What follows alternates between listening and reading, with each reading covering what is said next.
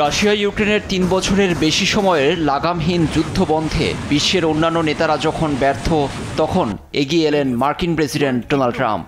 এ নিয়ে সোমবার রুশ প্রেসিডেন্ট ভ্লাদিমির পুতিন ও ইউক্রেনীয় প্রেসিডেন্ট জেলেনস্কির সঙ্গে ফোনালাপের পর এক পোস্টে তিনি জানান, শীঘ্রই যুদ্ধবিরতির আলোচনায় বসছে দুদেশ।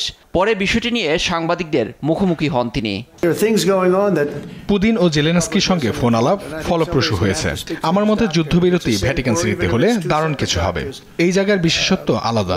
আমার বিশ্বাস প্রেসিডেন্ট পুতিন যুদ্ধবিরতি চান। তিনি যদি না চাইতেন তাহলে এ নিয়ে আলাপই করতাম না। ৩ বছরের বেশি সময় এ যুদ্ধ চলছে, এটি যথেষ্ট।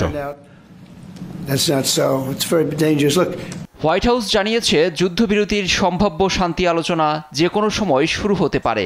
রাশিয়ার প্রেসিডেন্ট পুতিন জানান, ইউক্রেনের সঙ্গে চুক্তিতে পৌঁছাতে সঠিক পথে আছে তার দেশ। ট্রাম্পের সঙ্গে 2 ঘন্টারও বেশি সময় আলাপ হয়েছে আমার। কথোপকথন দারুণ ও গঠনমূলক ছিল। কিয়েভ মস্কোর আলোচনা আবারও শুরুর উদ্যোগ নেওয়ায় মার্কিন প্রেসিডেন্টকে ধন্যবাদ জানাই।